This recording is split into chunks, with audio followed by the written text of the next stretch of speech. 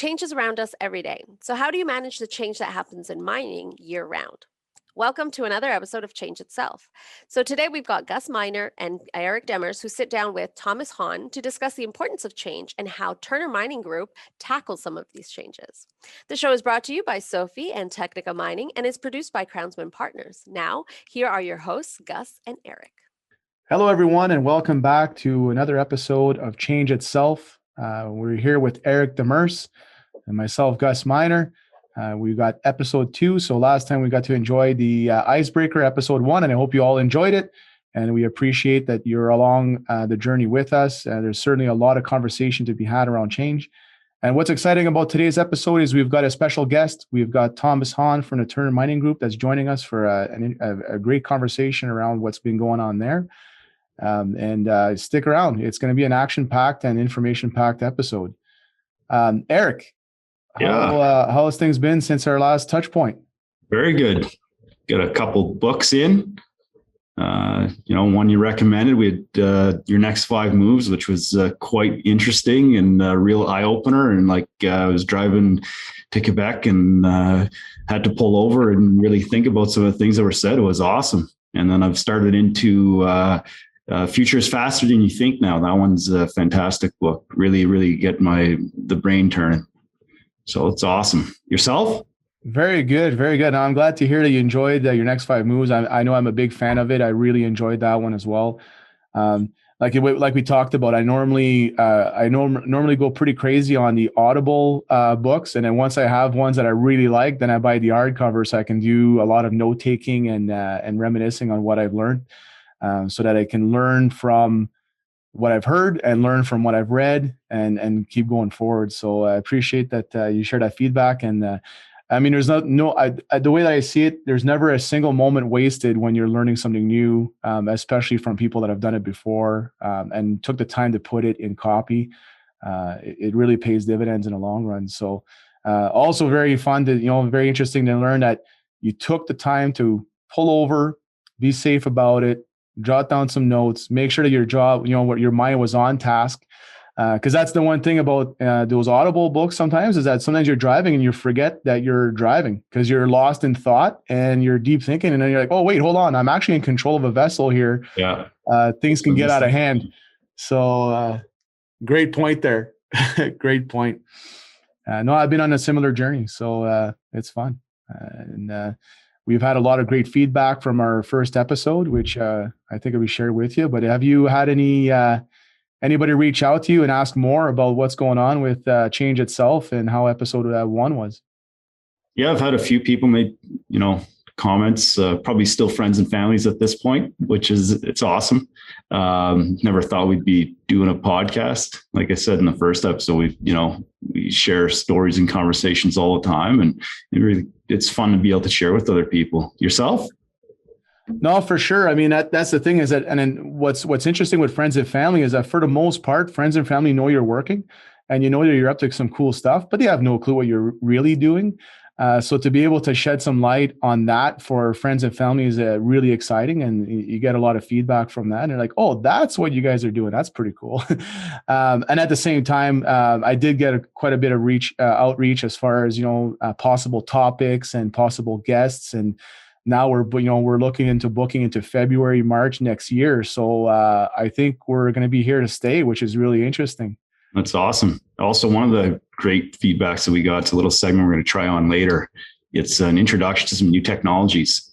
So there's a couple pretty cool things that we've demoed in the last, couple weeks, and excited to share with you. Yeah, for sure. And then hopefully a lot of people can learn along the way. So right on. So we're not going to hold up our guest much longer. And we know everybody's time is very valuable. And we were really appreciative that Thomas has been able to graciously accept our this opportunity to talk with us. What's funny is that, I got introduced with Keaton and Thomas through an interview that Keaton did with the Crownsman Show about their story at Turner Mining Group. And, we've had a lot of great conversations since then, and really excited to dive in deeper with what's going on. Welcome to the show, Thomas. Thanks, Gus. Thanks, Eric, for having me. Looking forward to today. It'll be fun. Right on. No, thanks for coming on board. So what's new and exciting? I know I've been reading a lot of things about Turner Mining and a lot of movement, and with everything that's going on lately, with all the adjustments and all of the competition for time that COVID has presented us, right? Like there's change initiatives, and then there's change initiatives while dealing with a change initiative called COVID. Oh yeah, plenty. We've been busy. Not surprising. Keaton and I tend to never stay still. That's why I love the kind of whole theme of this being change itself. I mean, I think if COVID hasn't introduced that, I don't know what will. But we've been busy, focusing a lot internally. We've done a lot. We opened up a new office actually out in Salt Lake City. So Keaton and I are based on the eastern half of the U.S. Built a whole team out there.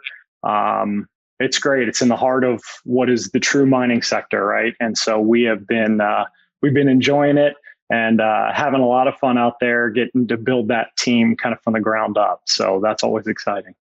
Did you guys set up your office similar to what I've heard about in the podcast, where everybody's nice and tight there too? Yeah. Oh yeah. So our office in Indiana is that way. It's a kind of all glass office, really kind of a no secrets mentality.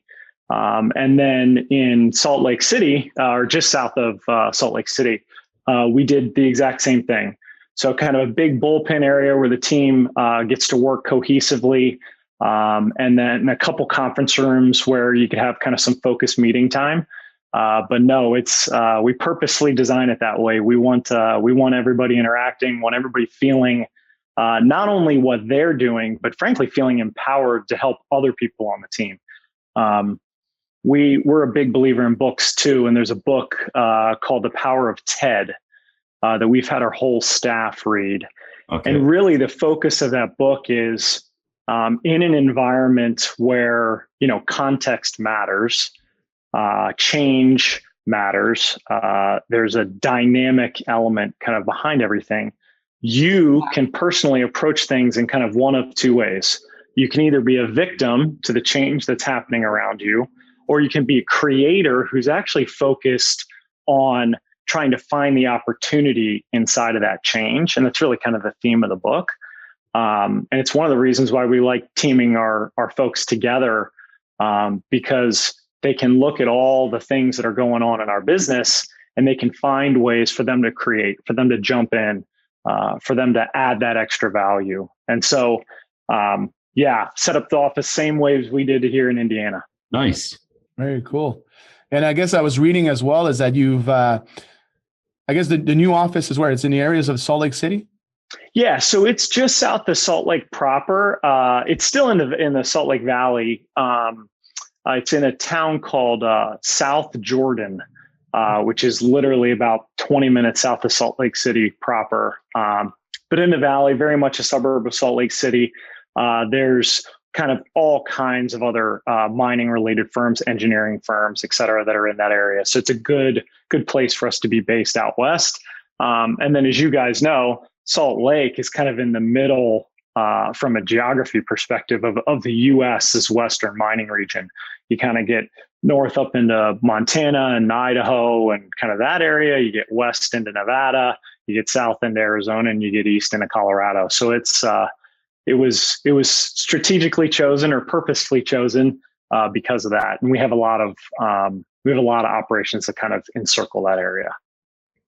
Yeah, no, it certainly is a great spot. I mean, when I heard about the location, I was like, you know what, that's a good spot. To your point, you can kind of centrally go wherever you need to go and relatively travel roughly the same kind of distance, whatever direction you need to go. So it's a great spot.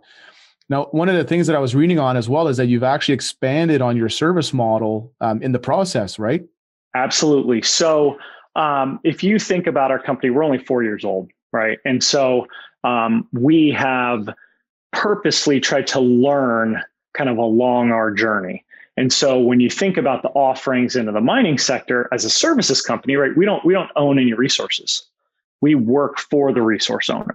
And so that can take several different kind of stages along the way. Obviously, the first is you get everything ready for the owner to mine themselves.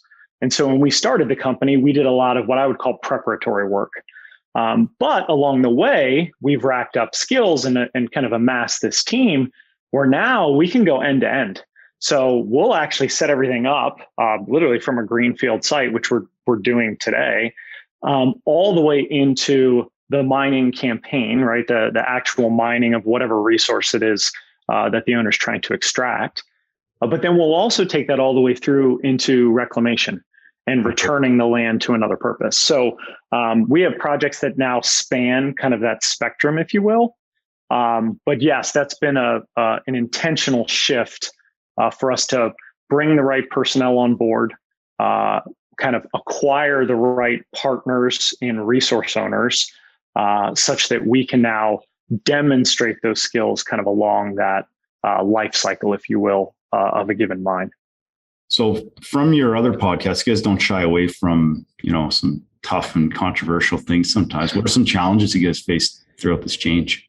Oh, yeah. The reality is when we talk about life cycle of a mine, there's different skills that are needed to do the prep work, to do the mining work, to do the reclamation work. You could also think of our company as going along a life cycle. Another big book that we believe in, there's a book called Corporate Life Cycles. And it basically compares a company to a human being. So, when it's first created, you're an infant, right? You're just trying to basically survive. After that, you become a kid, right? And you're very energetic and you're trying lots of things. And then you're an adolescent, right? And you're moody and you're going through change and kind of all of these things. And that's frankly where Turner Mining Group is right now. We're very much in an adolescent phase. It takes a lot of people being willing to go through that change. So what I would say is, it's one of the reasons why I mentioned that first book. We want people on our team who want to create out of that change. And then kind of the next phase, the phase that we're headed into, is what, we would all call adulthood or your prime years. And in the book, they actually call it prime. And so we are very much focused on getting to prime, but it takes a lot of people on the team who understand what that takes, who understand the change that is required to make that happen. And so our focus has been that. But yeah, I would say, we were talking a little bit before we started recording, Keaton and I have spent a lot of time focusing internally kind of in this phase of the company. And we know that it's our team that is going to make this happen. If Keaton and I try to pretend to, kind of do everything or make every decision or everything like that, our company won't get to prime, right? We'll be the biggest limitations on the business. And that's something that we need to be conscious to not do. And it's why we spend a lot of time coaching and educating and providing resources to our team. But it's not easy. I will say that. We've had folks leave because they want to work for a smaller firm, right? They don't want to go kind of take on the challenges that come to the scale that we're headed towards. We've had folks join the team from larger companies, right? And they say, well, why don't you have this yet? And we say, give us a little bit of time. We're working on it. So it's definitely that adolescent phase where we're not everywhere we want to be, and we're absolutely not where we used to be. And so that takes a special person to be willing to take that on. And we're very fortunate that we feel like we have the right people on the bus to make it happen. Nice. That's great. And like one of the things that I recognized from what you were talking to as far as where you're at now, when it comes to systems, right? One of the things that I've learned along the way, and then I've been mentored this way, and I've learned this way, and I'm now currently living this as well, being in your organization with Sophie, is that the system that was in place to support year one is different than the system that's in place to support year two. It's different than the system that's, so you're never ending the change, and you may be sticking with the same system, but you're evolving it, you're improving it, you're advancing it. And what I find is that sometimes you find some really, really key people to come and help out, which have been married to their mature systems for so long that then it although the experience is there and the thought process is there and everything's there, they're still very much engaged in their old systems, and releasing a system to adopt a new system is always a challenge, whether you're coming from a realm of experience or from a realm of unexperience. Oh yeah. It's always been that. So how have you been doing on that regard, as far as not only introducing new systems to implement the forward movement, but also coming to terms that you have to release some of what you've been built? You're kind of like destroying what you build every year. Every year you're kind of destroying what's there to put what's new, as well as bringing in the feedback from what's existing somewhere else, from the experience of people coming in saying, well, we do this way somewhere else. However, you're trying to be different and do things differently. So what's been done somewhere else is a good learning, but you don't necessarily want to absorb it into what your systems are. What's that been like for you guys? Yeah, it's a lot. It's a lot, right? I think the first thing to recognize is anytime you're implementing any system, it's a lot. It's a lot to bite off. And so very rarely do they go perfectly smoothly. Very rarely does everybody understand kind of the context and the why behind a change, especially from a systems or a process perspective. You were filling out Form A yesterday. We need you to fill out Form B today. And so we do a lot of communication. I think both Keaton and I are pretty good communicators naturally. But we've also focused a lot on doing that inside of the organization, not just talking about the change from Form A to Form B, but talking about the why behind the change from Form A to Form B, what that's going to give, kind of what we're asking of that individual. What are they going to get in return for making that change? So I would say systems are ever evolving, because I think you're absolutely spot on with that comment. If I think about the software we used when I joined in 2018 and the software and the systems we use now in 2021 and what we're going to use in 2022 and beyond, I mean, they're just a different ballpark. And partly that's because we feel the pull towards that. Our clients are asking for more. We're not just doing preparatory work. We're doing oftentimes supply chain critical work for their business now. And when you're doing that, there's a different level of expectation. That client wants a different level of visibility and intimacy with you as their partner. So I think it is this constant evolution, if you will. We are always looking for a way to work smarter than maybe the way we have worked historically. And so that comes with the systems element, comes with the technology element, comes with a process element and an education element. But I think, again, it all comes down to communication. If you're not communicating effectively, I don't care how good the technology is, it likely won't get used, and therefore you won't get the value out of it. One of the things that keep kind of themes in what I'm hearing from you, Thomas, is some very deliberate like actions and ways of doing it. Is that something you guys focus on? Like you're talking about communication, you guys are strong on communication. There's something sort of, it's slipping my mind now, but we were talking earlier, and it's really been, this deliberate, you're deliberately letting, you're teaching about context, you're deliberately teaching or communicating about change. Is that something you guys focus on? Yeah. And I will say this is learned. It is not something that we were doing naturally before. Again, Keaton and I have our tendencies, but Keaton and I had a heart-to-heart this is probably pre-COVID now, probably like end of 2019. And we started talking about us, both Keaton and myself, being the biggest limiting factors on the company. And when you have that awareness to say, hey, look, I know I'm short in this area, and this area, and I need to either A, get better at those things, or B, bring somebody in who can actually do them more effectively than me. I think that's where the kind of genesis of that was.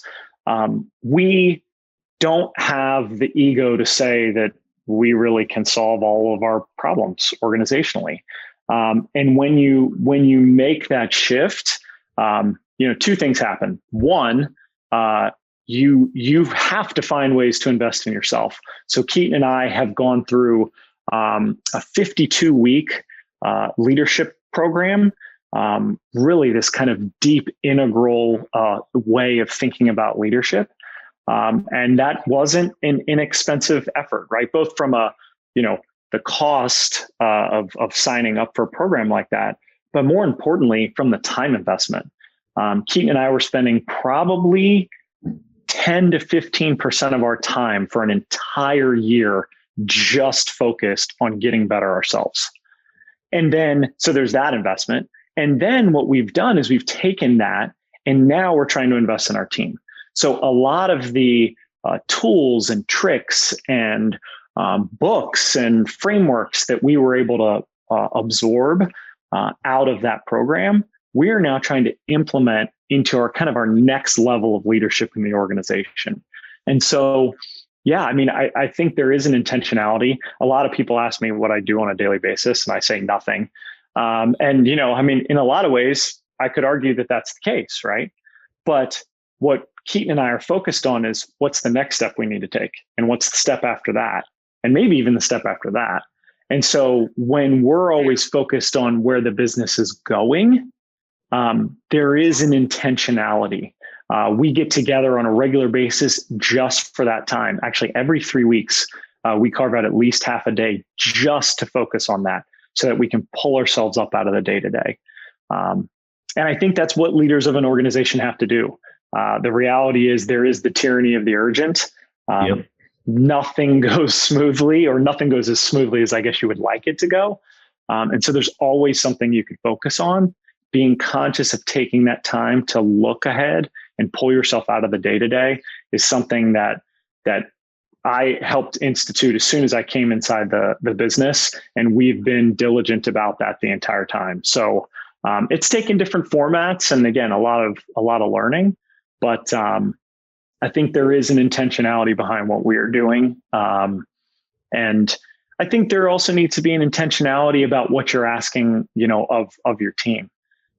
Asking our team to sit in a meeting that looks 2 years out, I don't think is actually a constructive thing, because now we're distracting our team from things that need to happen in the next 3 months, 6 months. And those are a priority, because the 2-year stuff doesn't happen without that. Right. And so I think there's an intentionality of who is doing what, and there's an intentionality of how we are going to get there. Then I think that's how good leaders and frankly, good businesses are run. And it's such a difficult balance, right? Because your team will challenge you based on their emotion, or they'll challenge you based on their standpoint. So sometimes, like I got that question all the time, saying, well, if you know that in 5 years you want to do this, why aren't you talking about it today? Because it might affect how we think. And I said, that's probably why I'm not saying it, because it'll affect how you think. And ultimately, if everybody's focused on 5 years, who's taking care of today? Exactly. So you do need that balance. And then I completely agree with what you're saying. And I could see that. And one of the, so there's one of the books that I read, and I forget which one, because I've been through so many lately. I think I did over 20 books this year already, but one of them said, your greatest marketing strategy is your internal marketing strategy. Oh, yeah. And when they asked the question about what is the detailed framework for your external marketing, everybody can whip it out and say, this is what we're doing on social media. This is what our website looks like. This is what we tell our clients. These are all the brochures, the pamphlets, whatever media you put in place to sell your clients. And then you say, what is your internal strategy? Well, they're already hired, so we just keep moving forward. Well, if your client knows more about the future of your organization than your people, you're likely going to have a barrier to cross there, is what I'm assuming, right? Oh yeah, for sure. We were talking a little bit before we got on as well about Keaton and I do a podcast, or Turner Mining Group does a podcast under the banner of Turner Mining Live. And in that podcast, it has evolved. We've always talked about that podcast actually having two very important audiences. One of them is internal, right? And so when we think about how do we scale communication to an organization that's spread out all over the country in different time zones, that want to hear what's top of mind to the founder of the company, that's what that podcast is for, or one of the reasons that podcast exists. It's another reason why we decided to put it on Instagram Live as well. And we do it late in the evening so that we can pick up both our East Coast folks and our West Coast folks when they're off work, and they can, watch and chime in. And we oftentimes have employees who want to join with us and ask us a couple questions. And so we let them on. And so I think you're right, Gus. If the only messaging you are doing is external, I often think you're actually leaving out probably your number one audience. There's these different frameworks of how to think about a business, and, customers pay the bills. Well, sure, but the customer's experience is going to be pretty bad if your employees aren't bought into where you're going and what you're doing, right? And so oftentimes you can think of your own organization as audience number one, almost because they're a prerequisite to audience number two. So, sales is the lifeblood of a company, and you absolutely have to be doing the work for your clients. But the reality is the work will get done pretty poorly if you don't have the right organization going after it. And it's why, back to the systems thing, we spend a lot of time intentionally communicating, because, again, trying to implement a system or trying to make customer happy without the right employees doing it, it's just going to fail. Every worker deserves to go home safely at the end of every day. Book a demo with Sophie to discover how their groundbreaking EHS management software empowers workers to proactively avoid hazards, and how organizations like yours can cultivate a stronger work culture. Visit them at sophie.com to learn more. Technica Mining is a premier underground mining and construction contractor. They stand for delivering quality project work on time and on budget through innovative thinking. Their excellent safety record, experienced workforce, and large equipment fleet will guarantee the timely completion of all your project needs. Trusted by the world's leading mining companies, Technica Mining has over 20 years of experience in mine construction, development, and production. Contact Technica Mining to take your next mining project to the next level. Visit technicamining.com to learn more. Change Itself is produced by Crownsman, the voice of industry. Check out more, including The Crownsman Show, Mining Now, Crownsman Energy, and Crownsman Ag at crownsman.com. Well, one of the things that we made a promise to our audience as well is to make sure that we don't have 2-hour podcasts. And I can tell that with the conversations that we've ignited here, and even just I've been a big fan of your content as well. We can likely spend a whole day workshopping things that are happening, and I really appreciate the feedback. Well, one of the segments that we wanted to bring on to our show is talking about new technologies, new things that may be changing the game for us long term. And I don't know how much R&D you guys do as far as new technologies and things that you can consider for the long term plan. But Eric and I have been talking about some of the stuff that we can probably start looking at for adding value 5 years from now, 7 years from now, or shorter term, 2 years from now. Oh, yeah. And we've come across a couple things. So we spent some time there. Again, I wouldn't say we try to distract our organization from what needs to be done today and kind of tomorrow focused on that. But we absolutely spent some time there. I'm interested to hear what you got, what's kind of caught your guys' radar, because I love the inside scoop. So yeah, Eric, you want to expand a little bit on some of the stuff we've seen? Yeah, one of the interesting technologies I've seen in the last little bit was a company that does body cams. I'd never considered body cameras worn for any purpose other than policing, because that's all you hear about. Police forces got to wear body cams.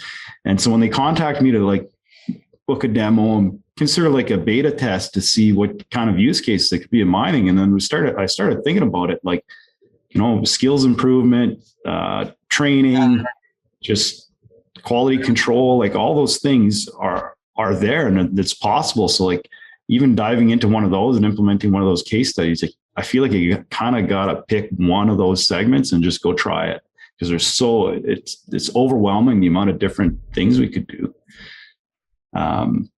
That's one of them. Thomas, have you heard of those?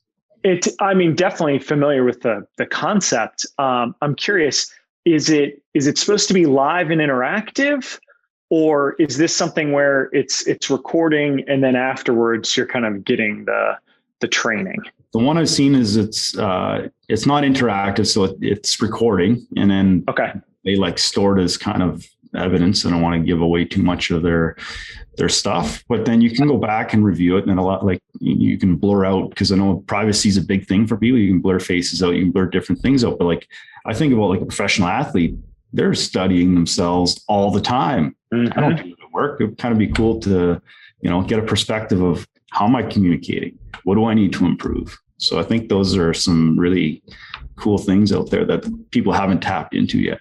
Yeah. And I love the ability for a third party to then observe, right? Because one of the things, and we all fall prey to this, right? Like, you kind of are doing the things that you know how to do, and you're doing them as effectively as you can. But they're not necessarily best practice. I know in manufacturing, like Toyota is famous for this, right? Where they would have observers where they would just watch what people are doing, and not to critique them, but to find, frankly, just better ways to do the work. And so if they were taking, 4 steps to get a wrench and they kept getting that same wrench, well, why don't we move that wrench to the toolbox that all they have to do is not even take a step, just reach out their arm, right? And so I think about things like that. And what's interesting in mining, right? Your individuals tend to be a little isolated, right? They're in heavy equipment. And so there isn't, I'll say there are people in the buddy seats during training and things like that, but they're not there all the time, right? And so you don't get to experience everything either. Yeah. And so you could kind of take this footage, and again, almost individual agnostic, you could take the learnings out of it. Hey, we're watching, this is the norm of how this is done, but this is the other way we could do it that's a little more either efficient, safe. Really kind of any of the metrics or KPIs that you're trying to track on a daily basis as an operator. Yeah. Shoot, I think that's interesting, the body cam concept, because I think that makes it a little more personal, right? Versus like a camera on the piece of equipment, or even in the piece of equipment, like in the cab. When you think about some of the feedback that you get from the field, right? You don't understand how hard it is. I tried my best, or you don't know what I know. Come and live a day in my shoes, right? Those are feedback you get all the time. And I thought this technology is a cool way to kind of take the ego out of the decision-making process, where now you're just treating the elements at play as data or as just information. To your point, as far as the wrench being close, like I know we did a study. So one of my last projects that I did underground, we did a study where the shotcreting process, we were expected X amount of bags being shot per day, but for some reason we were kind of under delivering, and sometimes we were over delivering, and it didn't make sense what the variances were. So we literally just sat in a chair, watched it unfold with no coaching, no nothing, just kind of like, let's just play it as is, right? But it's a little bit stressful because now you got a person watching you and things like that. Whereas the camera, you'll just forget you're wearing it at one point. But we literally, all we did was move the machine 12 feet, move the bags over 5 feet, and then brought the water sprayers 7 feet back. All of a sudden, there was much less dust. It was quicker to put the bag on. They were much better off. They had much more visibility to the walls in the back. And then all of a sudden, they got almost 2 times more bags overnight. Jeez. And it was just like very minor, like your hoses should be here, the pump should be like, just like just little tweaks. So that's why that technology to me, it rang to me in the same fashion where like take the emotion out of it as far as like, Big Brother and all these things, like take that emotion out of it and just think systematically, what does it look like from an execution standpoint? And it's not to point fingers or anything else. It's just go here. And then all of a sudden you got exponential better results, right? So if you layer that on with some of the other technologies that we're seeing, if I said like you had the body cam and there's a new one, I think it was through Amazon services where it's like there's a camera that can like detect anomalies. You could teach it or it could teach itself to detect anomalies. Well, if you start taking the body cam and this on top of it, you don't need to sit there and analyze the video either. It'll say that, there's something here you might want to go look at. Like if you take the classic job observation, it just ramped it up to a whole other level.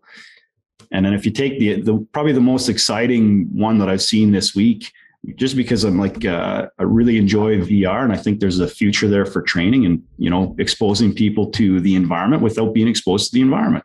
You're taking people out of danger, and they get to live and learn in real time and in real conditions. And so one of the technologies this week was LiDAR, where it would take LiDAR using an iPhone, which was fantastic. Imagine that LiDAR unit was built into your body cam now. Everywhere you go, you're recording all this data, and you think automated vehicles and whatnot in the future, and get all those technologies converging. Man, like I can't imagine where we're going to be in, I don't know how long that will be, but like 10, 15 years. Oh, and I don't even know if it'll be that long. I think there are companies out there, and obviously the OEMs are doing all their kind of, I'll say, both autonomy stuff, but also just augmentation stuff, right? How do we make sure we don't put this individual in an unsafe situation? Well, we can build some of that into the unit itself, right? And so I think there's a lot that's happening in this space. I think it's interesting, the body cam angle, because a lot of times in mining, we think equipment back. But one of the things that Turner believes in, and frankly, I think is some of the change we need to see just from a culture and kind of a shift perspective in the industry, you should think people back. And so, because they're the ones who are the experts, they're the ones who are doing the work every day. They're the ones who understand kind of the realities of what it takes. Yep. And that's why I like the body cam angle, because we're not just putting sensors on the machine, we're putting sensors on the person. And that person can likely give us a lot more context than that machine can. So, yeah, it's interesting. I mean, I was even kind of going in my head, wow, if we had this sensing ability on the person, and they can now just start talking about the things that they're even seeing and observing, and all of that information is now collected. So instead of them having to come over the radio, constantly and talk about this hazard or this thing that needs to get addressed or anything like that, they're just, they're doing their role, and they're just kind of using the sensing ability as an augmentation to things they're already doing. I don't know. There's a lot there, I think, starting with the human. So that's encouraging to me. Yeah. And it ties into like ourselves, like our group, what we're doing with the wearable biometric stuff. It's the same thing as what can people communicate without communicating anything, right? So we put sensors on equipment, we put heat gauges, we do all this stuff to make sure the equipment goes down. Meanwhile, the guy that has to operate is passed out in a corner because it's in a too hot environment. Like what's going on there? And to your point, I mean, I've been on so many projects where it's which equipment is running today, because the equipment is seen as the highest cost or the highest return that's required. So are all the pieces of equipment running today? Because if they need to be running in order to prove value of their existence, right? Like, well, equipment running all over the place is one thing, but how does that tie into the work that's actually being executed to the greater goal? Right? You might be having equipment driving around all day and not advancing an inch. Exactly. Right? Whereas half the equipment could be parked and the other half equipment can be used. And then people are actually advancing the project in that sense. So that people back perspective, I completely echo that statement. I think sorry, go ahead, Thomas. No, it's okay, Eric. We all know the reality, right? I mean, if an individual is motivated and trained effectively, they are going to produce or just do their job more effectively than somebody else, right? And so why aren't we focused on the human? Why aren't we trying to make sure that they are motivated, comfortable, effective, given the tools that they need, et cetera, et cetera? Because I agree, guys, like piece of equipment running, sure, they're expensive and they're big, but if they're not running effectively, that can oftentimes be more costly than them just not running at all. So, and again, that's back to the human thing, which is why why we focus so much on that. I mean, it makes sense. Keaton's famous for saying, we're not just a mining company, we're really a people company that does mining.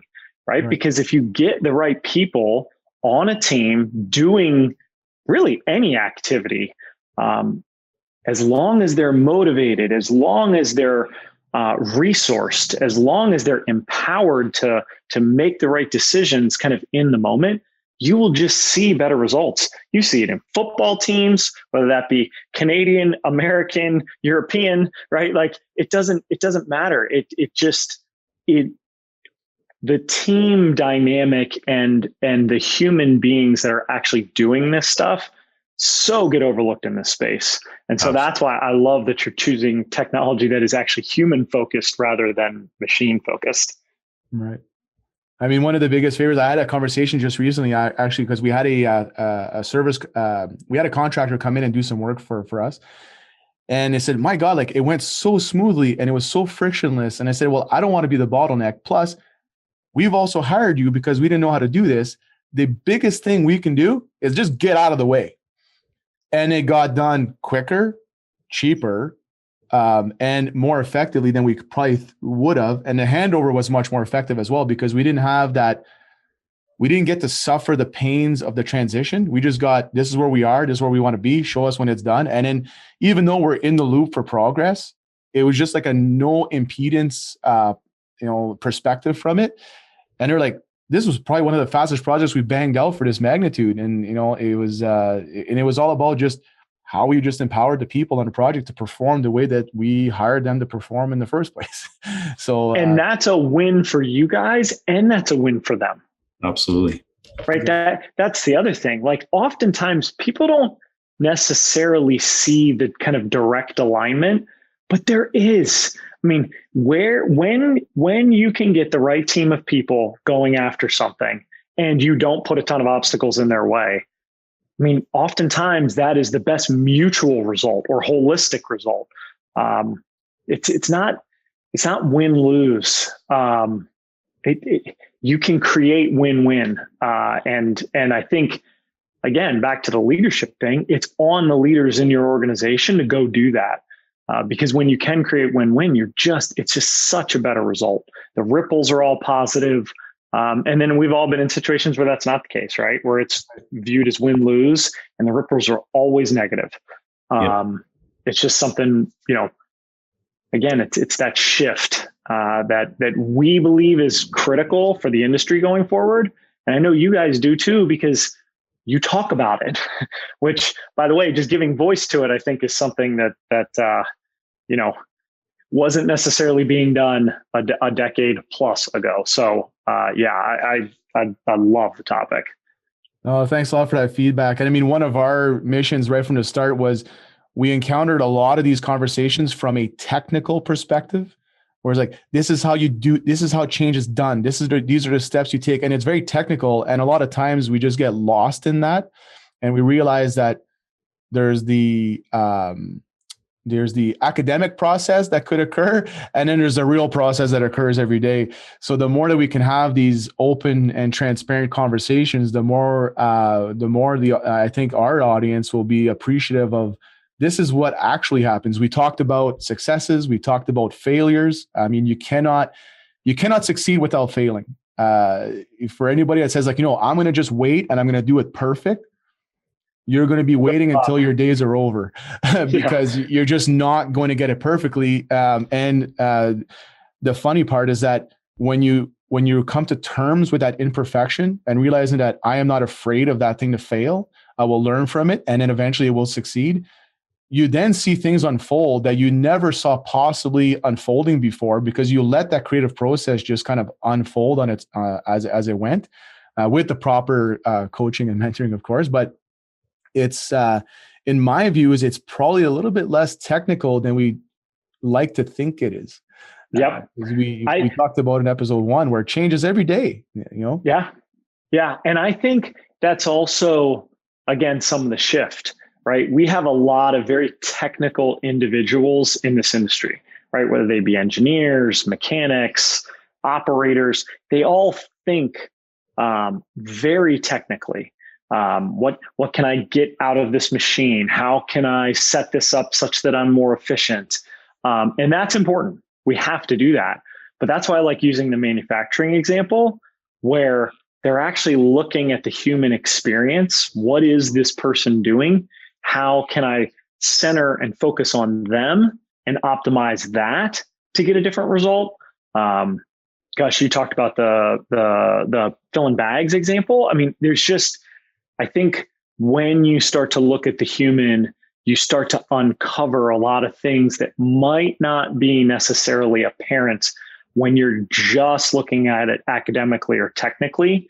I know they do this also a lot in healthcare, both from the patient perspective, but also from the provider perspective. And so I think there's a lot of lessons we can take from these other industries where they make it human focused and then try to create the right technologies, systems, processes that can then make it better for that human, which drives a better result. Back to the win-win concept.